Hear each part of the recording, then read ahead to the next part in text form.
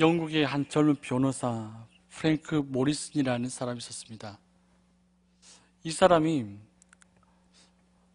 죽은 자의 부활에 대해서 생각을 하기 시작했습니다. 과연 죽은 자가 부활할 수 있을까?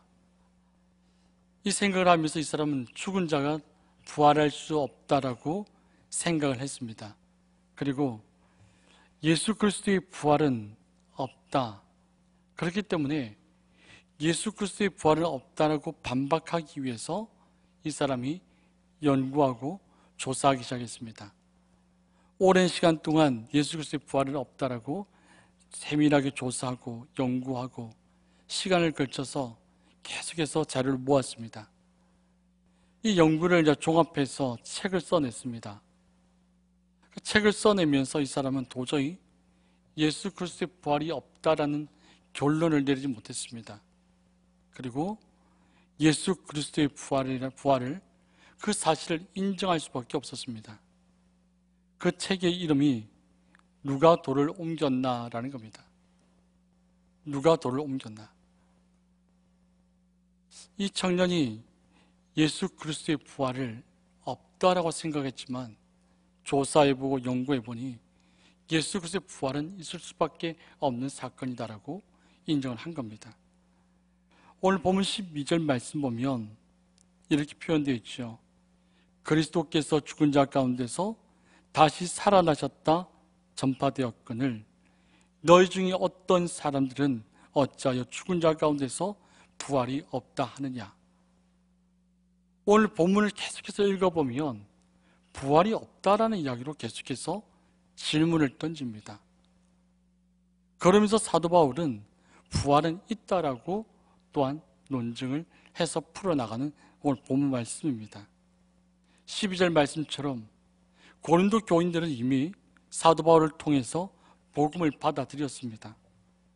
예수님께서 이 땅에 오셔서 나의 죄를 지시고 십자가 못 박혀 죽으셨고 부활하셨다라고 하는 이 복음을 고린도 교인들은 이미 받아들였고 믿고 있었습니다.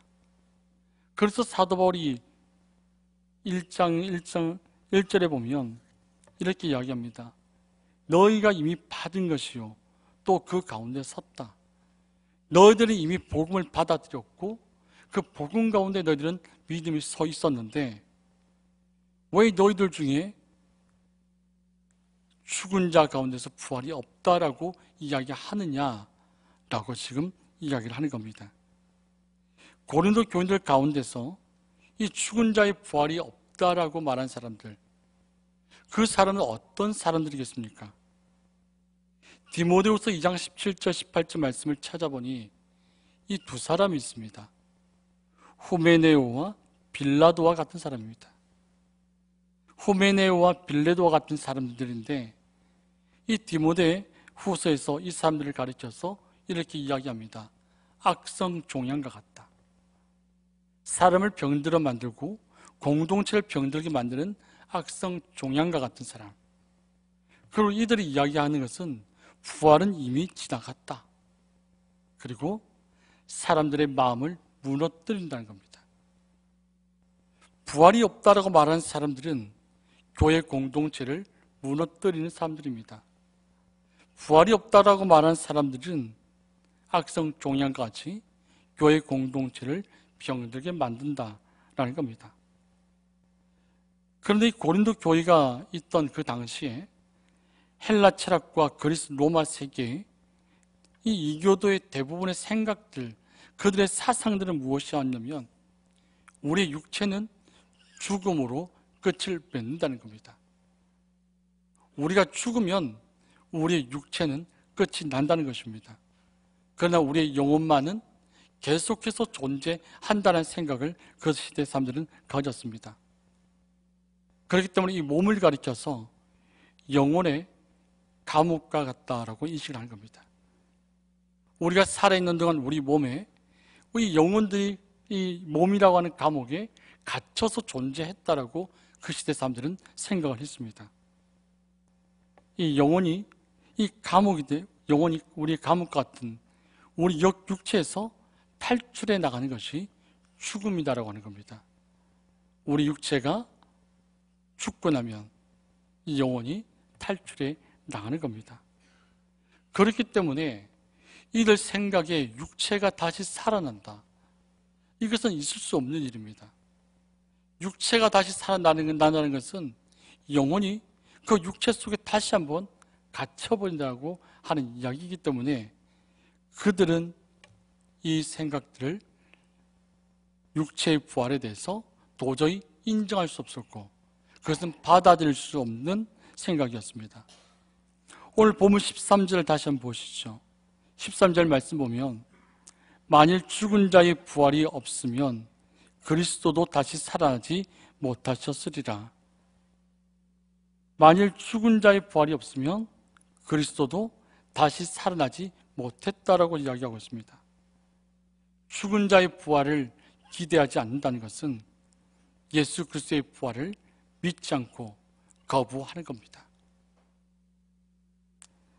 부활을 거부하는 신앙의 태도는 복음 전파된 이 복음의 내용 그리고 믿음의 정체성을 파기한다는 겁니다.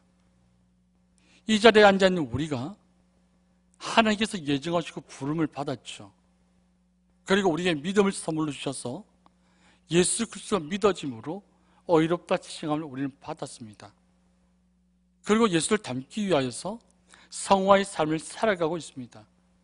그리고 다시 오실 예수 그리스도를 우리는 기다리고 있습니다. 주님이 다시 오시는 그날 우리는 주님과 부활하여서 저 천국에 가는 그날을 우리는 소망하고 있습니다. 이 시대를 살아가고 있으면서 나는 과연 부활을 믿고 있는가? 다시 한번 우리 자신에게 질문을 던져볼 필요성이 있다고 하는 겁니다. 14절 말씀입니다. 그리스도께서 만일 다시 살아나지 못하셨으면 우리가 전파하는 것도 헛것이요 또 너희 믿음도 헛것이다라고 이야기합니다. 주님께서 살아나지 못하셨다면 우리가 전하는 이 복음도 헛것이고 우리의 믿음도 헛것이라는 겁니다. 우리가 부활을 믿고 있다는 것, 주님께서 부활하셨다는 사실을 믿고 있다는 것, 그것은 대단히 중요합니다. 우리가 예수를 믿는다는 것, 주님께서 죽음을 이기시고 부활하셨다는 그 사실을 믿는 믿음이 우리에게 기본적으로 가지고 있어야 되는 아주 중요한 사실입니다. 죽은 자의 몸의 부활을 부정한다는 것은 복음을 부정하는 겁니다. 신앙을 저버리는 겁니다. 우리는 주님께서 다시 오시는 그날 우리의 몸의 부활도 있다는 겁니다. 죽음을 이기시고 부활하신 예수 그리스도를 믿는 믿음이 우리에게 필요하다는 겁니다. 이 죽은 자의 몸의 부활이 부정하고 예수 그리스도의 부활을 부정할 경우에 발생하는 문제들이 오늘 본문 속에 여러 가지가 제시되고 있습니다. 오늘 14절 말씀 가운데 보시면 바울이 전파한 모든 것이 헛것이 됩니다. 죽은 자의 몸의 부활을 부정하고 예수 그리스도의 부활을 부정할 경우에 바울이 전파한 복음, 이 모든 것이 헛것이 되어버립니다. 그리고 14절과 17절에 나와 있는데 거기 보면 고린도 교인들의 믿음도 헛것이 된다는 겁니다. 우리가 예수 그리스도의 부활을 믿지 않는다면,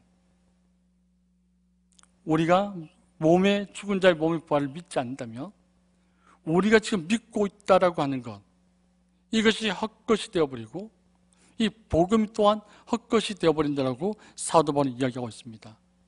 그 15절에 또한 이야기하기를 복음을 전파하는 사도들이 하나님의 거짓 증인이 된다는 겁니다. 부활을 믿지 않으면 이 복음을 전하고 말씀을 전하는 사도들 역시 거짓 증언자다라고 이야기하는 겁니다. 그리고 17절 말씀에 또 뭐라고 이야기하냐면 예수 그리스도의 부활을 믿지 않는 자들은 여전히 죄 가운데 있다. 그리고 우리 그리스도인들이 선교하고 우리 그리스도인들이 가지고 있는 믿음, 이 둘 다 거짓이 된다는 겁니다. 다르게 이야기하면 우리가 부활을 믿지 않는다면, 예수 그리스도의 부활을 믿지 않고 우리 몸의 부활을 믿지 않는다면, 우리가 가지고 있는 모든 신앙과 삶의 모습들, 내가 믿고 있다는 모든 것들, 그런 것들이 완전히 뒤집어져서 아무것도 아니고 아무것도 그 어떤 것도 거짓이 아니게 없다라고 하는 겁니다. 오늘 15절 말씀 다시 한번 보시면 이렇게 말씀 기록되어 있죠. 또 우리가 하나님의 거짓 증인으로 발견되리니 우리가 하나님이 그리스도를 다시 살리셨다고 증언하였습니다. 만일 죽은 자가 다시 살아나는 일이 없으면 하나님이 그리스도를 다시 살리지 아니하셨으리라. 예수 그리스도의 부활을 믿지 않는다면, 예수 그리스도의 부활을 믿지 않는다면 이 복음을 전하는 사도들이 하나님의 거짓 증인자다라고 하는 겁니다. 사도 바울 역시 부활을 믿지 않는다면, 성도들 역시 부활을 믿지 않는다면 이 복음을 전하는 사도들 역시 거짓 증인자다 라고 이야기를 하는 겁니다. 거짓 증거의 내용에 대해서는 이렇게 이야기를 하는 겁니다. 사도들이 우리가 증언한다. 무엇을요? 하나님이 그리스도를 다시 살리셨다라고 증언하는데, 이 증언의 내용이 부활을 믿지 않는다면 이것이 거짓이다라고 이야기를 하는 겁니다. 오늘 15절 말씀 가운데 하나님이란 표현이 있는데, 이걸 원어에서 찾아서 지역해보면 이렇게 말이 붙어집니다. 하나님께 대항하여라고 되어 있습니다. 우리 한글 성경에서 그냥 하나님이라고 표현되어 있지만 하나님을 대항하여라고 표현되어 있습니다.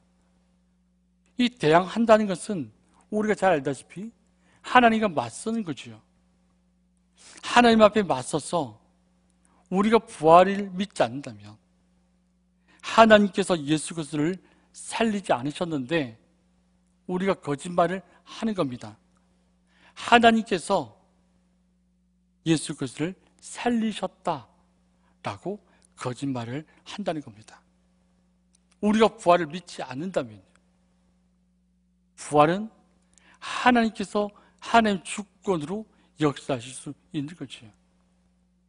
우리 인간의 힘과 인간의 능력으로 이 부활은 우리가 조장할 수 있는 게 아니라고 하는 겁니다. 그렇기 때문에 예수 그리스도의 그 부활, 죽은 자들의 몸의 부활, 우리가 이것을 믿는 것이 얼마나 중요한가를 우리에게 지금 보여주고 있습니다. 사도들이 혹은 믿는 자들이 예수 그리스도의 부활을 믿지 않는다면 하나님을 대항하여서 목숨을 건 증언입니다. 그들은 복음 증거자로서, 사도로서의 권위, 성도들의 확신, 이 모든 것들이 거짓이라고 하는 겁니다. 우리가 믿고 있는 것, 우리가 가지고 있는 것, 우리가 부활을 믿지 않는다면 그 모든 것들이 거짓말이 될 수밖에 없다라고 하는 것입니다. 16절 말씀입니다. 만일 죽은 자가 다시 살아나는 일이 없으면 그리스도도 다시 살아나실 일이 없었을 터이요로 기록되어 있죠. 예수 그리스도의 부활과 재림의 날에 있을 죽은 자의 부활을 지금 이야기하고 있습니다. 주님께서 다시 오시는 그날 죽은 자들이 일어나죠. 주께서 다시 오시는 그날 죽은 자의 부활을 우리는 소망하고 있습니다. 성도의 부활이 그리스도교 신앙의 가장 중요한 점임을 오늘 16절은 우리에게 이야기하고 있습니다. 우리가 예수를 믿는다고, 우리가 말씀을 믿는다고, 많은 것들을 우리가 믿음이 있다라고 이야기하는데, 이 부활 소망, 부활 신앙, 이것은 우리에게 대단히 중요함을 지금 이야기하고 있습니다. 고린도 교인들이 복음을 받아들였고 예수님이 나를 대신하여 이 땅에 오셨고 십자가 못 박혀 죽으셨고 죽음을 이기시고 부활하셨다는 사실, 이 복음을 믿고 있었지만 그 당시 헬라 문화권의 그 생각과 사상들이 교회 안으로 들어와서 부활이 있을까? 부활이 있나? 라고 하는 질문과 의구심들이 생겨나기 시작해서 이 교회가 지금 근간이 흔들리러 가는 그 가운데 사도 바울이 부활신앙을 지금 이야기하고 있습니다. 17절 말씀 보면 그리스도께서 다시 살아나신 일이 없으면 너희 믿음도 헛되고 너희가 여전히 죄 가운데 있다라고 이야기합니다. 주님께서 다시 살아나신 일이 없으면, 주님께서 부활하신 일이 없으면 우리의 믿음이 헛되다는 겁니다. 주님께서 다시 부활하지 않았으면 우리는 여전히 죄 가운데 있다는 겁니다. 주님이 단순히 나를 대신하여 십자가에 못 박혀 죽으셨다는 그것으로만 끝이 나버린다면 우리가 믿는 건 헛것입니다. 우리 여전히 죄 가운데 있습니다. 오늘 본문에 나와 있는 14절 말씀 보면 먼저 이렇게 되어 있죠. 우리가 전파하는 것도 헛것이다 되어 있습니다. 여기 헛것이란 표현은 현실적인 것을 소유하지 못해서 공허한 것을 의미합니다. 우리가 전파하지 못한 것, 이 모든 것들이 헛것이다. 우리가 전파하는 것이 헛것이다. 이것은 현실적인 것을 소유하지 못해서 생기는 공허함을 의미하고, 오늘 본문 17절에 나와 있는 너희의 믿음도 헛되더라고 하는 것은 미래의 삶을 보장할 수 없어서 공허하다라고 하는 겁니다. 우리가 전하는 것, 이것이 주님께서 부활하지 않았다면 이것이 헛것이요, 주님께서 부활하지 않았다면 우리의 믿음, 우리 미래에 대해서 부활하지 않았다면 이것도 헛것이다. 우리 공허함을 지금 이야기하고 있습니다. 고린도 교인들이 이미 사도 바울을 통해서 전수받은 믿음이 있습니다. 그것은 예수님께서 우리 죄를 위해서 죽으셨다. 예수님께서 그 죽음 가운데서 살아나셨다. 나는 그 믿음을 그들은 가지고 있었습니다. 그런데 이러한 믿음의 대상 자체가 허상이 된다면, 이러한 믿음 자체가 예수 그리스도의 부활이 없다면, 사람들의 몸의 부활이 없다면 이 모든 것들은 헛것이 되어버린다는 겁니다.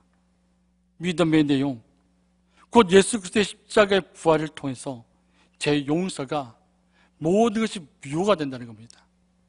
부활이 없다면 나를 대신하여 십자가 못 박혀 죽으신 그 예수 그리스도, 주님의 피 흘리심을 통하여서 우리 죄가 깨끗이 씻음받았는데 여기서 멈춰버린다면 우리 모든 죄는 씻음받은 것이 아니라 무효가 된다는 겁니다. 주님께서 죽음을 이기시고 부활하셔서 하나님 보좌 우편에 앉으셔서 이 자리에 앉아 있는 우리와 저를 위하여서 중보 기도하고 계시지 않습니까? 우리를 위해서 응원하고 계시지 않습니까? 예수 그리스도의 부활이란 무엇입니까? 죄로 말미암아서 우리 죽을 수밖에 없는 죄인입니다. 그런데 주님께서 인간의 모습으로 이 땅에 오셨습니다. 우리를 사랑하셔서 우리를 구원하시기 위하여서 이 땅에 오셨고, 예수님께서 십자가에 못 박혀 죽으심으로, 피 흘려 죽으심으로 우리의 죄를 깨끗이 씻으시며 죽음을 이기시고 부활하셨습니다. 이것을 가리켜서 구속사라고 이야기합니다. 주님께서 우리를 구원하시기 위하여서, 하나님과 화해시키기 위하여서 친히 주님께서 제물이 되어주셨습니다. 그 주님의 죽으심으로, 그 주님의 부활하심으로 우리는 부활의 소망을 가지고 저 천국을 소망할 수 있는 성도의 길을 지금 걸어가고 있는 겁니다. 만일 주님께서 죽으시기만 하고 부활하지 못했다면 이 땅의 모든 죄인들은 아마도 엠마오로 내려가는 두 제자와 같은 삶을 살고 있을 겁니다. 그 예수님은 대단한 예수님이었지. 기적을 베푸는 예수님이었지. 병자들을 고치시는 예수님이었지. 그 예수님은 다시는 만날 수 없을 거야. 그런데 그 예수님이 로마의 권력에 의해서, 유대인들의 힘에 의해서 십자가에서 죽으셨어 라고 하는 그 실망감을 가지고 엠마오로 내려가는 그 두 제자, 그 모습이 우리의 모습일 수 있습니다. 우리가 부활의 신앙을 갖지 않는다면, 예수 그리스도의 부활을 믿지 않는다면, 우리 몸의 부활을 믿지 않는다면 엠마오로 내려가는 두 제자의 모습이 우리의 모습일 수 있다는 이야기입니다. 오늘 보면 18절입니다. 또한 그리스도 안에서 잠자는 자도 망하였으리니라고 되어 있습니다. 이 말씀은 앞서 17절 말씀의 결과입니다. 17절이 뭐라고 말씀하고 있습니까? 그리스도께서 다시 살아나신 일이 없으면 너희 믿음도 헛되고 너희가 여전히 죄 가운데 있을 것이다. 그 결과 또한 그리스도 안에서 잠자는 자도 망할 것이다 라고 이야기하는 겁니다. 즉 믿음이 헛되고 너희가 여전히 죄 가운데 있다라고 하는 겁니다. 주님께서 부활하지 않으셨으면 너희가 가지고 있는 믿음은 헛되다. 주님께서 부활하지 않으셨으면 너희는 여전히 죄 가운데 있다. 왜냐하면 주님이 부활하지 않으셨으면 우리 죄가 깨끗이 씻음받지 않기 때문입니다. 우리 죄가 없어지지 않기 때문입니다. 그리스도 안에서 잠자는 자도 망하게 될 것이다라는 의미입니다. 잠자는 자, 이 말은 그리스도 안에서 잠자는 자다라는 표현입니다. 예수 그리스도를 믿음으로 말미암아 마지막 날에는 반드시 부활한다는 죽은 자의 몸의 부활 사상을 이 말 안에는 사실 가지고 있습니다. 일부 고린도 교인들이 부활은 이미 지나갔다, 죽은 자 가운데서 부활이 없다 라고 주장하는 그들을 향하여서 잠잔다, 그리스도 안에서 잠잔다 라는 표현을 쓴 겁니다. 그리고 망하였으리니 망했다라고 이야기하죠. 그리스도의 부활이 객관적이고 역사적인 사실이 아니라면 죽음이 승리할 겁니다. 예수께서 부활하지 않았다면 죽음이 승리했을 겁니다. 그리고 죽음이 이 모든 사람들을 부활을, 소망을 가지지 못하도록 만들어 버렸을 겁니다. 그런데 중요한 사실은 주님께서 그 죽음을 이기시고 부활하셨다라고 하는 사실입니다. 오늘 19절 말씀입니다. 만일 그리스도 안에서 우리가 바라는 것이 다만 이 세상의 삶뿐이면 모든 사람 가운데 우리가 더욱 불쌍한 자이리라. 사랑하는 성도 여러분, 만약에 부활이 없다면, 만약에 예수께서 죽음을 이기시고 부활하지 않았다면, 죽음에 갇혀버렸다면 이 세상의 삶, 이 세상을 살고 있는 모든 사람들이 불쌍한 자라는 겁니다. 주님께서 부활하지 않으셨다면 우리가 예수 그리스도를 10년, 20년, 30년 평생 예수를 믿었는데 주님께서 부활하지 않으셨다면, 내가 그 부활의 소망을 믿지 않고 있다면